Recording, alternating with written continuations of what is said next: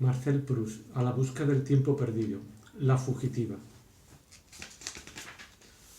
Capítulo primero. La pena y el olvido. Mademoiselle Albertine se ha marchado. ¿Cuánto más lejos llega en psicología el sufrimiento que la psicología?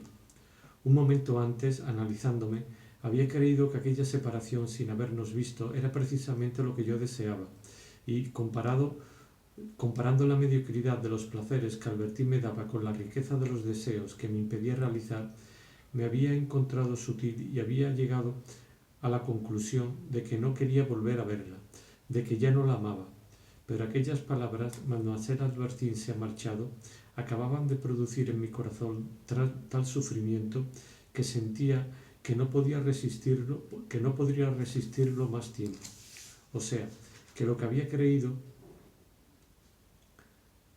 que no suponía nada para mí era sencillamente toda mi vida. ¿Cómo se ignora uno?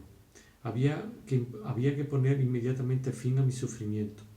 Tierno conmigo mismo, como mi madre con mi abuela moribunda, me decía, con esa misma buena voluntad que ponemos en dejar sufrir a lo que amamos, ten un segundo de paciencia. Se te encontrará un remedio. Tranquilízate. No se te dejará sufrir así. Fue en este orden de ideas como mi instinto de conservación buscó para ponerlo sobre mi herida abierta los primeros calmantes.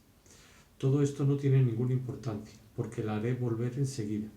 Voy a analizar los medios, pero en cualquier caso estará aquí esta noche. Por tanto, es inútil atormentarse. Todo esto no tiene ninguna importancia. No me había limitado a decírmelo. Había tratado de dar esa impresión a François, evitando dejarle ver mi sufrimiento, porque mi amor, incluso en el momento en que lo sentía con tanta violencia, no olvidaba que le interesaba parecer un amor feliz, un amor compartido, sobre todo a ojos de François, que, como no amaba a Albertine, siempre había dudado de su sinceridad. Sí, hacía un momento, antes de la llegada de François, yo había creído que ya no amaba a Albertine. Había creído no haber dejado nada de lado. Como meticuloso analista, había creído conocer bien el fondo de mi corazón. Mas nuestra inteligencia, por lúcida que sea, no puede percibir los elementos que lo componen y que permanecen insospechados mientras, del estado volátil en que subsiste la mayor parte del tiempo, un fenómeno capaz de aislarlo no les haya hecho sufrir un principio de solidificación. Me había equivocado creyendo ver claro en mi corazón. Mas ese conocimiento, que no me habrían dado las más finas percepciones de la mente, acababa de aportármelo duro, resplandeciente, extraño, como una sal cristalizada, la brusca reacción del dolor. Estaba habituado a tener a Albertine a mi lado, y de repente el hábito me mostraba un nuevo rostro. Hasta ese momento lo había considerado sobre todo como un poder aniquilador que suprime la originalidad e incluso la conciencia de las percepciones. Ahora lo veía como una divinidad temible, tan clavada en nosotros, con su insignificante rostro tan incrustado en nuestro corazón, que si se despega, si se aparta de nosotros, esa deidad que apenas distinguíamos nos inflige sufrimientos más terribles que ninguna otra y es entonces tan cruel como la muerte. Lo más urgente era leer la carta de Albertine, dado que quería pensar en los medios de hacerla volver. Lo sentía en mi poder porque, como el futuro es lo que todavía no existe salvo en nuestro pensamiento, aún nos parece modificable por la intervención in extremis de nuestra voluntad. Pero al mismo tiempo recordaba haberlo visto sometido a otras fuerzas distintas de la mía y contra las que, por más tiempo que se me hubiera dado, no habría podido nada. ¿De qué sirve que la hora no haya sonado todavía si no podemos nada contra lo que ha de producirse? Cuando Albertine vivía en mi casa, estaba totalmente decidida a conservar la iniciativa de nuestra separación, y luego ella se había marchado. Abrí la carta de Albertine. Estaba concebida así. Amigo mío, perdóneme si no me he atrevido a decirle de viva voz las pocas palabras que siguen, pero soy tan cobarde, he tenido siempre tanto miedo delante de usted que, a pesar de esforzarme, no he tenido el valor de hacerlo. Lo que habría debido decir es lo siguiente. Entre nosotros la vida se ha vuelto imposible.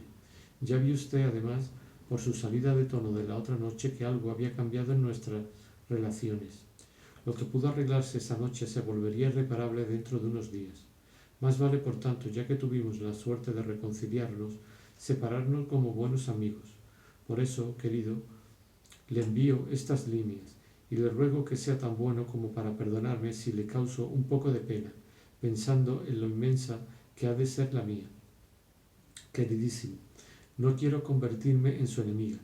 Ya me resulta bastante duro volverme poco a poco y bien pronto indiferente para usted. Por eso, como mi decisión es irrevocable, antes de hacer que le entreguen esta carta por medio de François, le habré pedido mis baúles. Adiós. Le dejo lo mejor de mí misma, Albertín. Todo esto, me dije, no significa nada.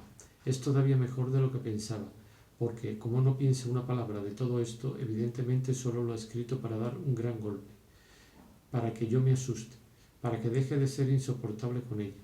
Hay que atender a lo más urgente, que Albertín esté de vuelta esta noche. Es triste pensar que los Bontemps son gente turbia que se sirven de su sobrina para sacarme el dinero. Mas, ¿qué importa? Aunque para que Albertín esté aquí esta noche tuviese que dar la mitad de mi fortuna a Madame Bontemps, nos quedará suficiente a Albertín y a mí para vivir agradablemente.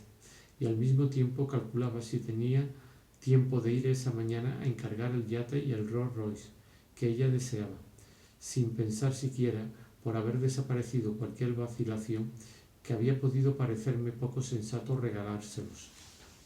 Incluso si no basta la adhesión de Madame Bontemps, si Albertín no quiere obedecer a su tía y pone como condición de su vuelta que en adelante tendrá su plena independencia, bueno, por mucho pesar que me produzca, se la concederé.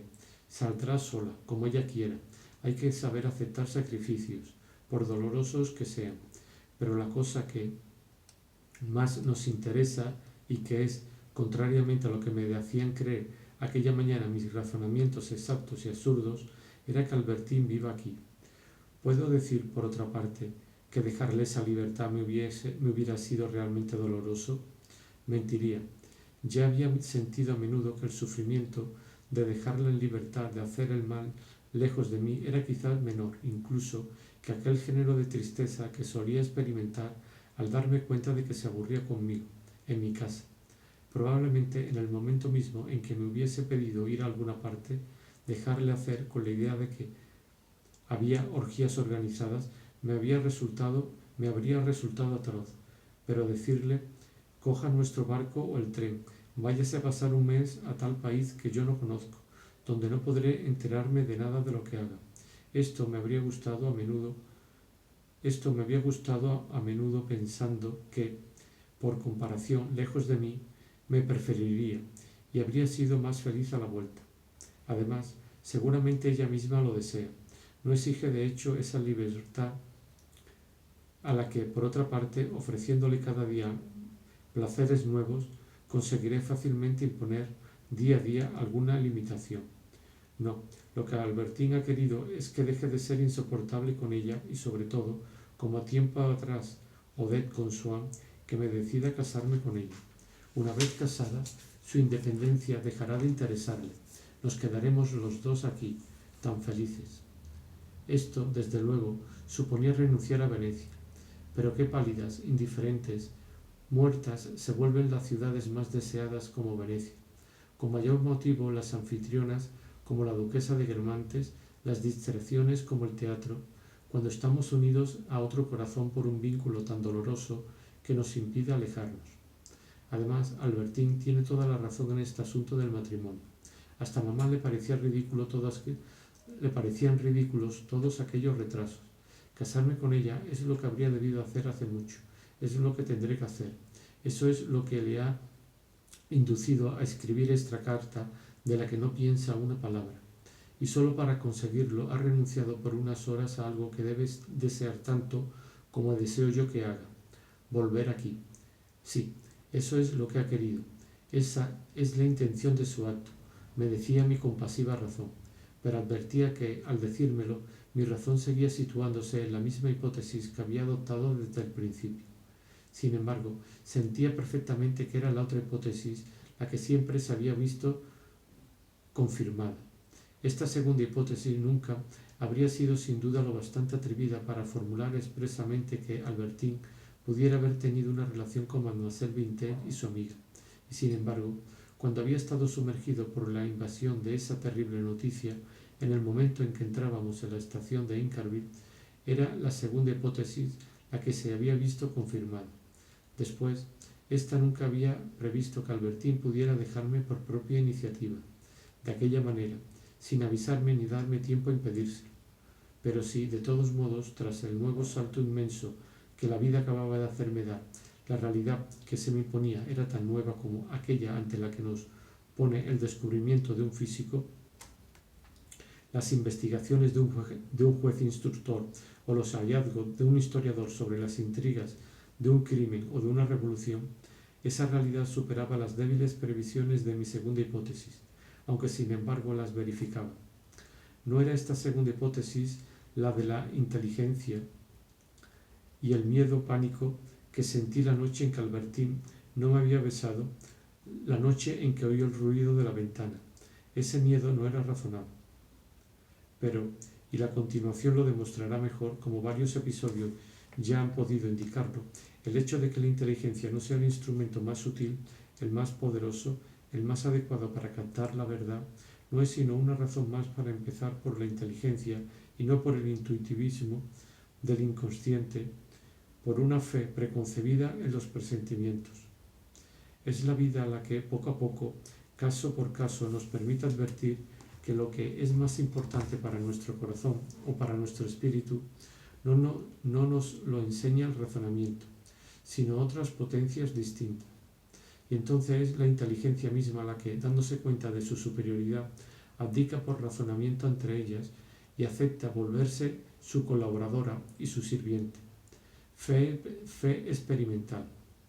La desgracia imprevista a la que me enfrentaba también me parecía haberla conocido ya, como la amistad de Albertine con dos lesbianas, por haberla leído en tantos signos en los que, pese a las afirmaciones contrarias de mi razón, basada en lo que decía la propia Albertine, había discernido su cansancio, el horror que sentía por vivir así, como esclava, signos trazados como una tinta invisible en el reverso de las pupilas tristes y sumisas de Albertine, en sus mejillas repentinamente encendidas por un inexplicable rubor, en el ruido de la ventana que se había abierto bruscamente.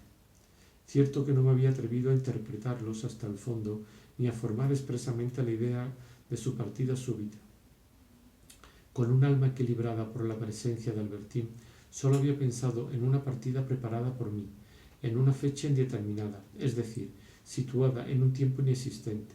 Por lo tanto, solo había tenido la ilusión de pensar en una partida, como la gente que imagina no tener miedo a la muerte cuando piensan en ella mientras están sanos, y en realidad no hacen sino introducir una idea puramente negativa en el seno de una buena salud, que precisamente la proximidad de la muerte alteraría. Por otro lado, aunque la idea de la marcha de Albertine por voluntad propia hubiera podido presentarse 1000 veces a mi mente de la forma más clara y nítida del mundo, tampoco habría sospechado nunca lo que para mí supondría, es decir, en la realidad, esa partida, qué cosa original, atroz, desconocida, qué daño absolutamente nuevo. En aquella partida, de haberla previsto, habría podido pensar sin tregua durante años, sin que todos esos pensamientos puestos en fila uno tras otros tuviese la menor relación, no sólo de intensidad, sino de semejanza, con el inimaginable infierno cuyo velo había levantado para mí François al decirme: Mademoiselle Albertine se ha marchado. Para figurarse una situación desconocida, la imaginación toma prestado elementos conocidos y por eso no se la figura. En cambio, la sensibilidad, hasta la más física, recibe, por así decir, la estela del rayo, la firma original y largo tiempo indeleble del acontecimiento nuevo. Y apenas me atrevía a decirme que, de haber previsto aquella partida, tal vez habría sido capaz de figurármela en su horror, ni siquiera de impedirla, si Albertine me lo hubiera anunciado y yo lo hubiese amenazado, suplicado. Qué lejos estaba ahora de mí el deseo de Venecia, como en otro tiempo en Combray el de conocer a Madame de Guermantes, cuando llegaba la hora en que solo me importaba una cosa, tener a mamá en mi cuarto. Y eran desde luego todas las inquietudes experimentadas desde mi infancia las que, a la llamada de la nueva angustia, había acudido a reforzarla, a amalgamarse a ella en una masa homogénea que me asfixiaba. Desde luego, este golpe físico que asesta al corazón una separación así y que, gracias a ese terrible poder de registro que posee el cuerpo, hace del dolor algo contemporáneo a todas las épocas de nuestra vida en que hemos sufrido. Desde luego, este golpe del corazón sobre el que quizá especula un poco, nos preocupa tampoco el dolor de los demás.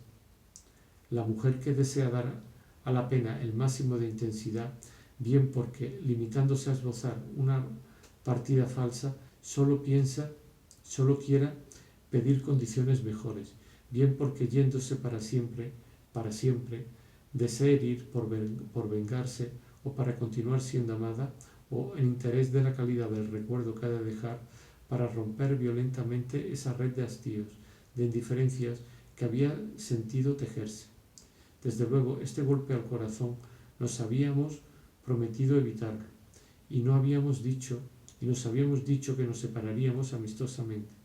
Pero en última instancia es muy raro separarse amistosamente, porque si se estuviera en buenas relaciones no habría separación.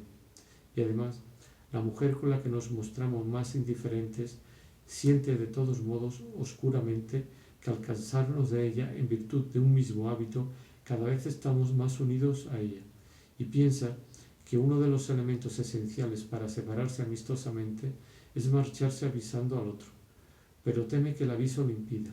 Toda mujer siente que cuanto mayor es su poder sobre un hombre, el único modo de irse es huir, fugitiva porque reina. Así es. Cierto que hay una distancia inconcebible entre ese hastío que inspiraba hacía un instante y, porque se ha marchado, esa furiosa necesidad de recuperarla. Mas para esto, al margen de las expuestas en el curso de esta obra y de otras que lo serán más adelante, hay unas razones. Ante todo, la partida suele tener lugar en el momento en que la indiferencia, real o supuesta, es mayor en el punto extremo de la oscilación del péndulo.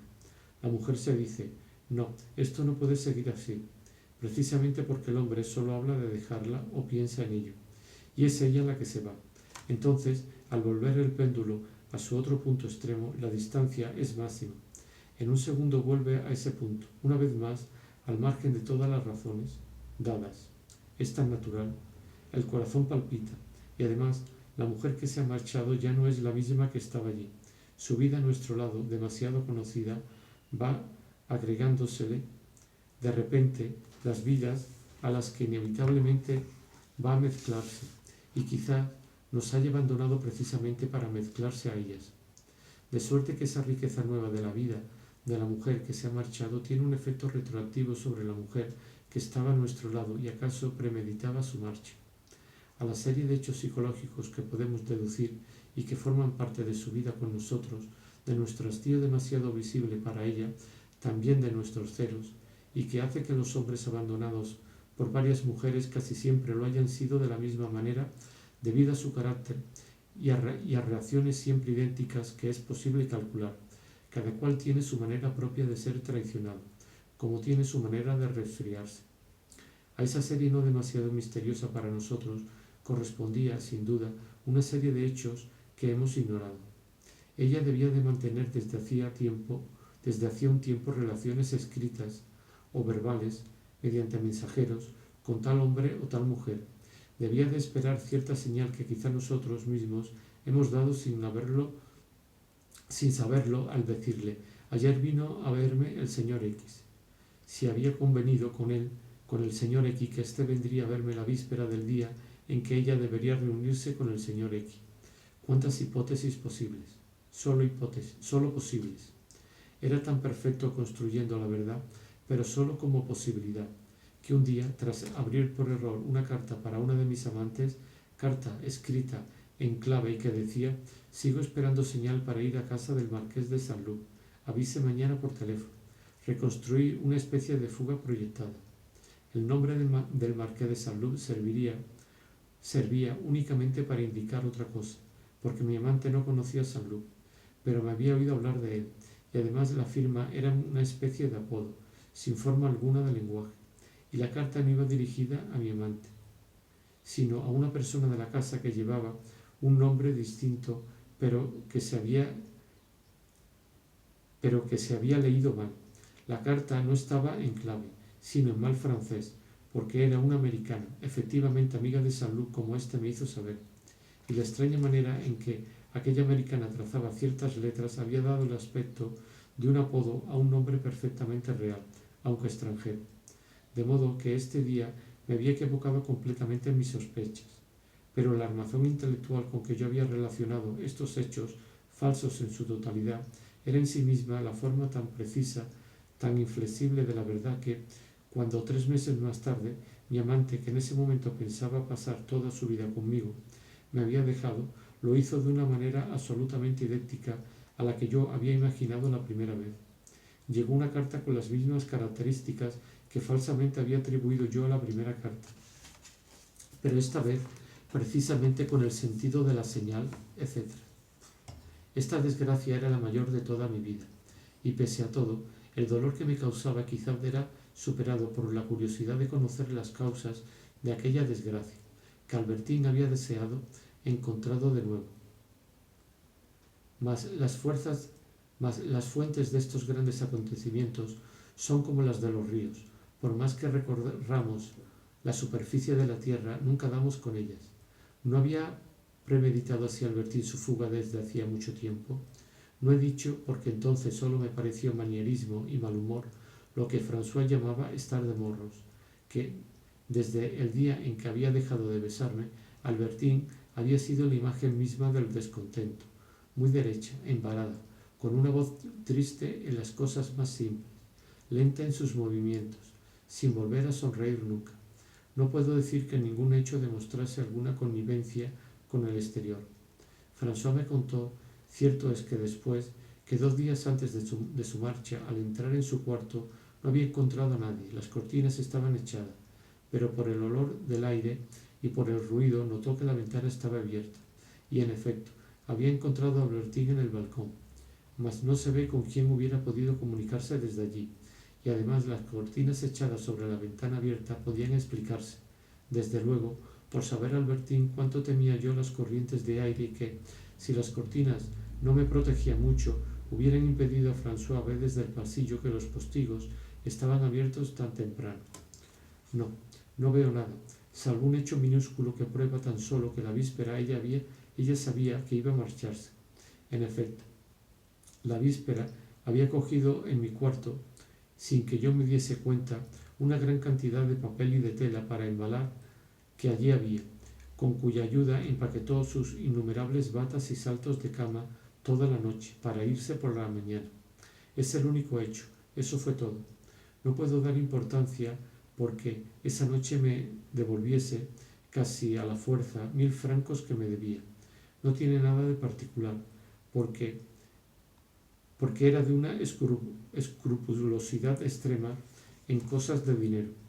Sí, cogió el papel de embalar la víspera, pero no solo desde la víspera sabía que iba a marcharse, porque no fue la pena lo que la hizo marcharse, sino la resolución tomada de marcharse, de renunciar a la vida que había soñado, lo que le dio aquel aire de pena casi solemnemente fría conmigo, salvo la última noche cuando, después de haberse quedado en mi cuarto más tiempo del que quería, cosa que me extrañaba en ella, que siempre quería prolongarlo, me dijo desde la puerta: adiós pequeño, pero en el momento no hice caso.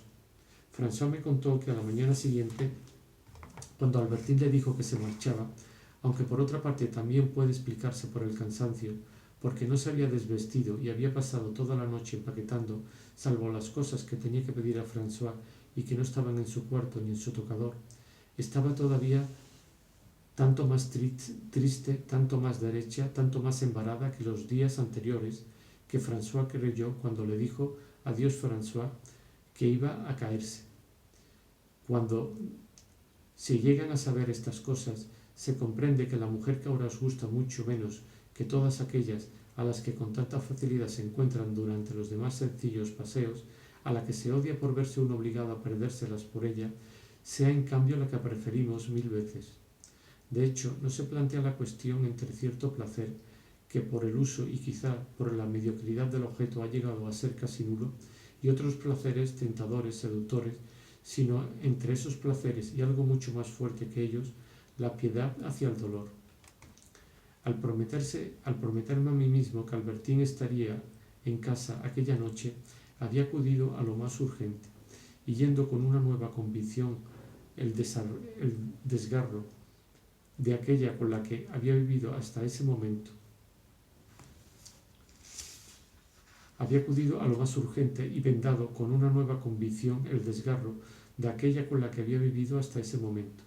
Mas, a pesar de la rapidez con que había actuado mi instinto de conservación, cuando François me habló, quedé desamparado un segundo, y por más que ahora supiese que Albertín estaría de vuelta aquella noche, el dolor que había sentido durante el instante en que aún no me había hecho saber a mí mismo esa vuelta, el instante que había seguido a sus palabras, que había seguido las palabras Mademoiselle Albertín ha pedido sus baúles, Mademoiselle Albertín se ha marchado, ese dolor renacía por sí mismo dentro de mí, idéntico a lo que había sido, es decir, como si yo ignorase todavía el próximo regreso de Albertín. Además, era preciso que volviese, pero por sí mismo. En todas las hipótesis da la impresión de dar un paso, de rogarle que volviese, sería contraproducente. Desde luego, yo no tenía fuerza para renunciar a ella como la había tenido con Gilbert, mas todavía que ver de nuevo a Albertín, lo que quería era poner fin a la angustia física que mi corazón, más enfermo que en el pasado, no podía seguir soportando. Además, a fuerza de habituarme a no querer, ya se tratase de trabajo o de otra cosa, me había vuelto más cobarde.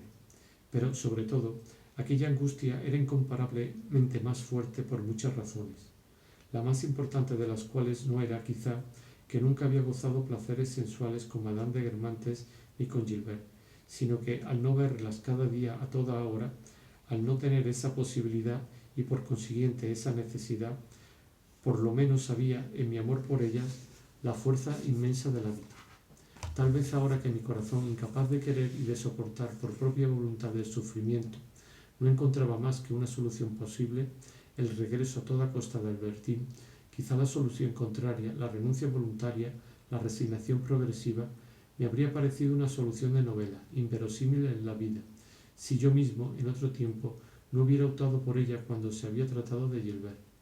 Sabía, pues, que también esa otra solución podía ser aceptada, y por un mismo hombre, dado que yo seguía siendo poco más o menos el mismo, solo que el tiempo había jugado su papel, el tiempo me había envejecido, el tiempo también que había puesto a Albertín perpetuamente a mi lado cuando hacíamos nuestra vida común. Pero al menos, sin renunciar a ella, lo que me quedaba de lo que había sentido por Gilbert era el orgullo de no querer ser a ojos de Albertín un juguete repulsivo enviado a suplicarle que volviese. Quería que volviese sin darle la impresión de que me importaba. Me levanté para no perder el tiempo, pero el sufrimiento me paralizó. Era la primera vez que me levantaba desde que ella se había marchado, pero tenía que vestirme, y deprisa, para ir a recabar informes de su portero. El sufrimiento, prolongación de un choque mortal impuesto, aspira a cambiar de forma. Esperamos volatilizarlo haciendo proyectos, solicitando información. Queremos que pase por sus innumerables metamorfosis, lo cual requiere menos valor que conservar el sufrimiento puro. Parece tan estrecho, tan duro, tan frío el lecho cuando uno se acuesta con el propio dolor. Me puse, pues, de pie. No me movía por el cuarto, sino con una prudencia infinita. Me situaba de modo que no pudiese ver la silla de Albertín, la pianola en cuyos pedales apoyaba de ella sus chinelas de oro, todos los objetos que ella había usado y que parecían querer darme una traducción, una versión diferente, anunciarme por segunda vez la noticia de su marcha. Pero sin mirarlos, los veía. Mis fuerzas me abandonaron. Caí sentado en uno de aquellos sillones de raso azul cuyo centelleo, una hora antes, me había provocado en el claroscuro de la habitación anestesiada por un rayo de luz, sueños apasionantemente acariciados entonces, tan lejos de mí ahora. Ay, nunca me había sentado en ellos hasta ese minuto, salvo cuando Albertín estaba todavía allí. Por eso no pude continuar sentado. Me levanté, y así a cada instante había alguno de los innumerables y humildes yoes que nos componen que aún ignoraba la marcha de Albertín y al que había que notificarse. Era preciso anunciar, y era más cruel que si hubieran sido extraños y no hubiesen tomado prestada mi sensibilidad para sufrir la desgracia que acababa de ocurrirles, a todos aquellos seres, a todos aquellos yoes que aún no lo sabían. Era preciso que cada uno de ellos fuese oyendo por primera vez estas palabras. Albertín ha pedido sus baúles, aquellos baúles en forma de ataúd que yo había visto cargar en Baalbek al lado de los de mi madre. Albertín se ha marchado. Tenía que hacerles saber a cada uno mi dolor, el dolor que no es en absoluto una conclusión pesimista libremente extraída de un conjunto de circunstancias funestas, sino la reviviscencia intermitente e involuntaria de una impresión específica, venida de fuera y que nosotros no hemos escogido. A algunos de estos yo no los había visto desde hacía bastante tiempo. Por ejemplo, no se me había ocurrido que era el día del peluquero, el yo que yo era cuando me hacía cortar el pelo. Me había olvidado de ese yo. Su llegada me hizo estallar en sollozos, como en un entierro la de un viejo sirviente retirado que conoció a la que acaba de morir. Luego recordé de pronto que desde hacía 8 días me había saltado por momentos terrores pánicos que no me había confesado. En esos instantes, sin embargo, discutía diciéndome: no, es inútil tomar en consideración la hipótesis en la que se marcharía bruscamente. Es absurdo. Si hubiera confiado esa hipótesis a un hombre sensato e inteligente, y lo habría hecho para tranquilizarme si los celos no me hubieran impedido hacer confidencias, seguro que me habría replicado: pero está usted loco, es imposible. Y de hecho, aquellos últimos días no habíamos tenido una sola pelea. Uno se marcha por un motivo, se dice ese motivo, os dan el derecho a replicar. Nadie se marcha así. No, es una chiquillada. Es la única hipótesis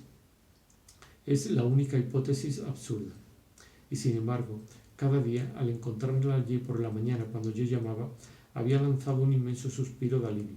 Y cuando François me había entregado la carta de Albertín, inmediatamente tuve la seguridad de que se trataba de lo único que no podía ser, de aquella marcha en cierto modo percibida con varios días de antelación, a pesar de las razones lógicas para estar tranquilo. Casi con una satisfacción de perspicacia en mi desesperación, yo no me había dicho, como un asesino que no sabe que no podrá ser descubierto, como un asesino que sabe que no podrá ser descubierto, pero que tiene miedo y que de improviso ve el nombre de su víctima escrito en el encabezamiento de un expediente del juez instructor que lo ha citado. Toda mi esperanza era que Albertín se hubiese marchado a la Touraine, a casa de su tía, donde al fin y al cabo estaba bastante vigilada y no podría hacer gran cosa hasta que yo la trajese de vuelta. Mi peor temor era que se hubiera quedado en París, o se hubiera marchado a Ámsterdam o a Montjuïc, es decir, que hubiera escapado para dedicarse a alguna intriga cuyos preliminares se me habían escapado, aunque en realidad, al decir París, Ámsterdam, Montjuïc, esto es, diversos lugares, pensaba en lugares que solo eran posibles.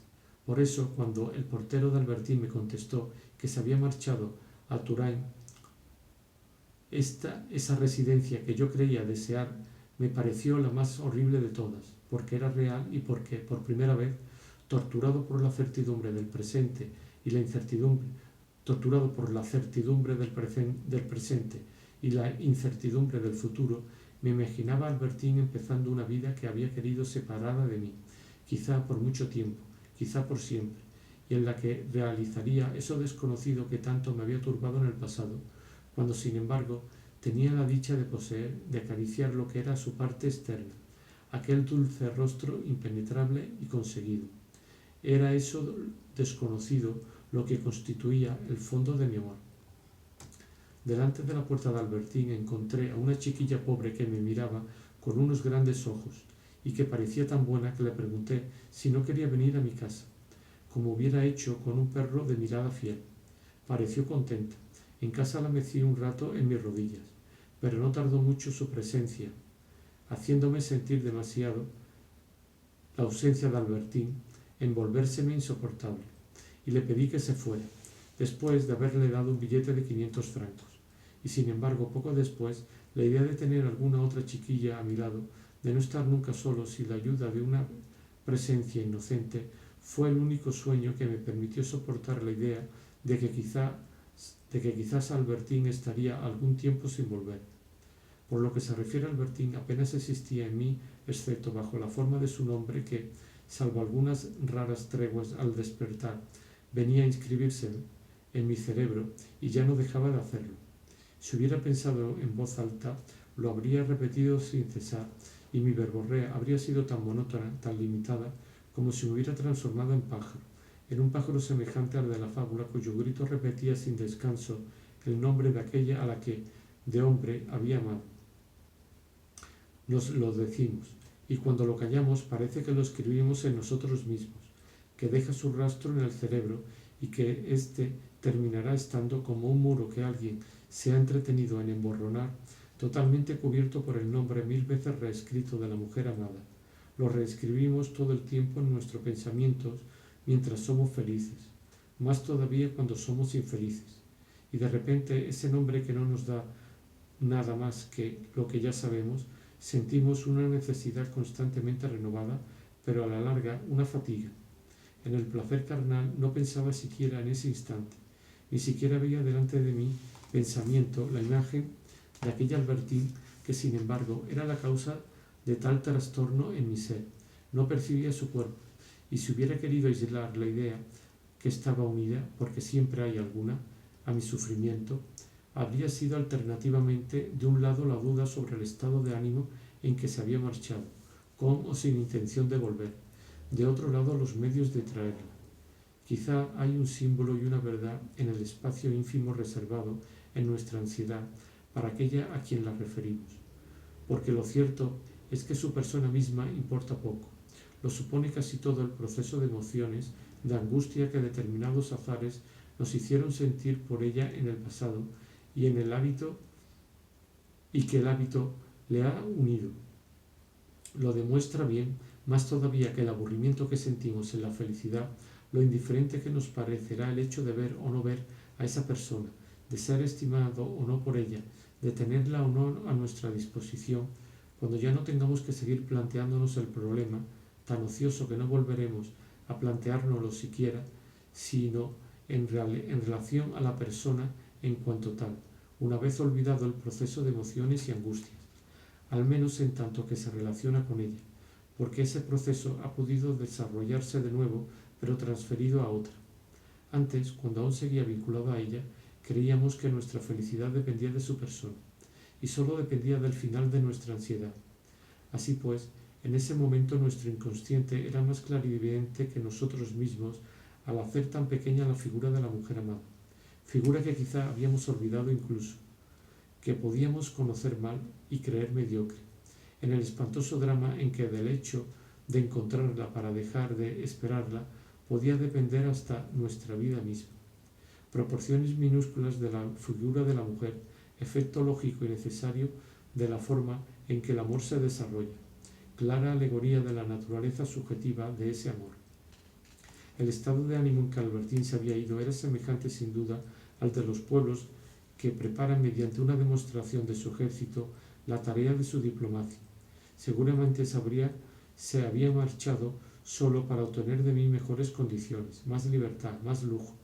En este caso el vencedor de todos modos habría sido yo si hubiese tenido la fuerza de esperar el momento en que, viendo que no tenía nada, hubiera vuelto por sí mismo. Pero si en los juegos de carta, en la guerra, donde solo importa ganar, puede uno resistir el farol, no son las mismas las condiciones que hacen el amor y los celos, por no hablar del sufrimiento.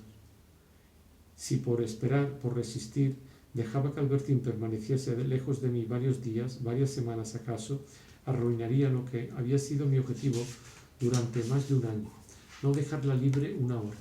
Todas mis preocupaciones resultaban inútiles si le dejaba el tiempo y la facilidad de engañarme cuanto quisiera. Y si al final se rendía, yo ya no podría olvidar el tiempo en que ella habría estado sola, y aunque al final terminase triunfando, de cualquier modo en el pasado, es decir, irreparablemente, yo sería el vencido. En cuanto a los medios de hacer volver a Albertín, tenía tantas más posibilidades de éxito cuanto más plausible pareciese la hipótesis de que sólo se habría marchado con la esperanza de ser llamada con mejores condiciones. Y sin duda, para las personas que no creían en la sinceridad de Albertín, desde luego para François, por ejemplo, esta hipótesis lo era. Mas a mi razón, a la que la sola explicación de ciertos malhumores, de ciertas actitudes, había parecido, antes de saber nada, el proyecto trazado por ella de una marcha definitiva, le costaba creer que ahora que esa marcha se había producido, se tratase de una simple simulación. Me refiero a mi razón, no a mí. La hipótesis de la simulación se me volvía tanto más necesaria cuanto más improbable era, y ganaba en fuerza lo que perdía en verosimilitud. Cuando uno se ve al borde del abismo y parece que Dios nos haya abandonado, ya no vacilamos en esperar de Él un milagro. Admito haber sido en todo esto el más apático, aunque el más dolorido de los policías. Pero su fuga no me había devuelto las cualidades que me había quitado el hábito de hacerla vigilar. Solo pensaba en una cosa: encargar a otro de aquella búsqueda. Ese otro fue Saint-Loup, que consintió. La ansiedad de tantos días puesta en manos de otro me dio alegría, y seguro del éxito me froté las manos, de nuevo y súbitamente secas como en otro tiempo, y sin aquel sudor con el que me había empapado François al decirme: Mademoiselle Albertine se ha marchado. Se recordará que cuando decidí vivir con Albertine e incluso casarme con ella, era para custodiarla, para saber lo que hacía, para impedirle reanudar sus hábitos con Mademoiselle Vintel. Había sido en el desgarramiento atroz de su revelación de Valve, cuando me dijo como algo completamente natural y que yo, aunque fuese el mayor dolor que había sentido hasta entonces en mi vida, logré aparentar que me parecía muy natural, la cosa que en mis peores suposiciones nunca habría tenido la audacia de imaginar. Es sorprendente que los celos, que pasan el tiempo haciendo pequeñas suposiciones en falso, tengan tan poca imaginación cuando se trata de descubrir la verdad. Y ese amor, nacido sobre todo de una necesidad de impedir que Albertín hiciera el mal, ese amor había conservado después la huella de su origen. Estar con ella me importaba poco con tal de poder impedir a aquel ser de fuga que fuese aquí o allá. Para impedírselo me había encomendado a los ojos a la compañía de los que salían con ella, y a poco que me hicieran por la noche un buen informe breve y tranquilizante, mis inquietudes se desvanecían en buen humor. Después de proporcionarme a mí mismo la seguridad de que, fuera lo que fuese lo que tuviera que hacer, Albertín estaría de vuelta en casa esa misma noche, había suspendido el dolor que François me había causado al decirme que Albertín se había ido, porque entonces mi ser, cogido de desprevenido, creyó por un momento que aquella marcha era definitiva. Pero cuando, tras una interrupción, con un impulso de su vida independiente, el sufrimiento inicial volvió de forma espontánea dentro de mí, seguía siendo igual de atroz por ser anterior a la consoladora promesa que me hiciera de traer a Albertín esa misma noche. Esa frase que lo hubiera calmado, mi sufrimiento la ignoraba. Para poner en práctica los medios de lograr ese regreso una vez más, y no porque semejante actitud me hubiera dado nunca buenos resultados, sino porque siempre la había tomado desde que amaba a Albertín, estaba condenado a actuar como si no la amase, como si no sufriese por su marcha. Estaba condenado a seguir mintiendo. Podía ser tanto más enérgico en los medios para hacerla volver cuanto que, personalmente, aparentaría haber renunciado a ella. Me proponía escribirle a Albertín una carta de despedida en la que consideraría su marcha como definitiva, a la vez que mandaría a Saint-Loup a ejercer sobre Madame Montaigne y sobre y como si fuera a espaldas mías, la más brutal de las presiones para que Albertín volviera cuanto antes. Cierto que yo había experimentado con Gilbert el peligro de unas cartas cuya indiferencia, fingida al principio, termina por volverse cierta, y esa experiencia habría debido impedirme escribir a Albertín cartas del mismo tenor que las que había escrito a Gilbert. Pero lo que llamamos experiencia no es otra cosa que la revelación a nuestros propios ojos de un rasgo de nuestro carácter que reaparece naturalmente, y que reaparece con tanto más vigor cuanto que ya una vez lo hemos sacado a la luz para nosotros mismos, de suerte que el movimiento espontáneo que nos había guiado la primera vez resulta reforzado por todas las sugestiones del recuerdo.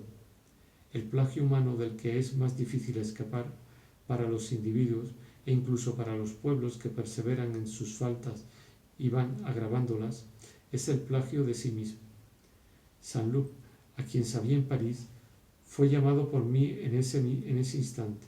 Acudió, rápido y eficiente como lo era tiempo atrás en Doncières, y consintió en partir enseguida para Tournai. Le propuse la siguiente combinación. Debía apearse en Châtellerault, hacerse indicar la casa de Madame Bontemps, esperar a que Albertín hubiera salido porque habría podido reconocerle. Pero entonces, ¿me conoce la muchacha de que me hablas?, me dijo. Respondí que no lo creía. El proyecto de esa diligencia me llenó de una alegría infinita. Sin embargo, estaba en absoluta contradicción con lo que me había prometido al principio, arreglármelas para no dar la impresión de que hacía buscar a Albertín, y aquello lo parecía de manera inevitable, pero tenía sobre lo que habría sido necesario la inestimable ventaja de que me permitía decirme que alguien enviado por mí iba a ver a Albertín sin duda para traerla. Y si al principio hubiera sabido ver claro en mi corazón, habría podido prever que, sobre las soluciones de paciencia, y que estaba decidido a querer, terminaría imponiéndose por falta de voluntad esa solución oculta en la sombra y que consideraba deplorable. Como Saint-Loup ya parecía algo sorprendido de que una muchacha hubiese vivido en mi casa todo el invierno sin que yo le hubiese dicho nada, como por otra parte él me había hablado muchas veces de la muchacha de Balbe sin que yo le hubiera respondido nunca, pero si vive aquí, habría podido sentirse molesto por mi falta de confianza. Cierto que quizá Madame Bontemps podía hablarle de Balbec, pero yo estaba demasiado impaciente por su partida, por su llegada, para poder pensar en las consecuencias posibles de aquel viaje. En cuanto a que reconociese a Albertín, a la que por otra parte había evitado mirar sistemáticamente cuando la había encontrado en Doncières, estaba, al decir de todos, tan cambiada y gorda que parecía muy poco probable. Me preguntó si no tenía yo un retrato de Albertín. Primero respondí que no, para que no tuviese por mi fotografía, hecha poco después de la época de Balbec, la oportunidad de reconocer a Albertín, a la que no obstante solo había entrevisto en el vagón. Pero pensé que en la última sería ya tan diferente del Albertín de Balbec como lo era ahora el Albertín de carne y hueso, que ya no la reconocería ni en la fotografía ni en la realidad. Mientras se la buscaba, él me pasaba dulcemente la mano por la frente, a manera de consuelo. Me conmovía la pena que el dolor que adivinaba en mí le causaba. En primer lugar, porque, por más que se hubiera separado de Rachel, lo que entonces había sufrido no estaba todavía tan lejos como para no sentir una simpatía, una piedad particular por este género de sufrimientos, de la misma manera que nos sentimos más cercanos de alguien que tiene la misma enfermedad que nosotros. Además, sentía tanto afecto por mí que la idea de mis sufrimientos le resultaba insoportable.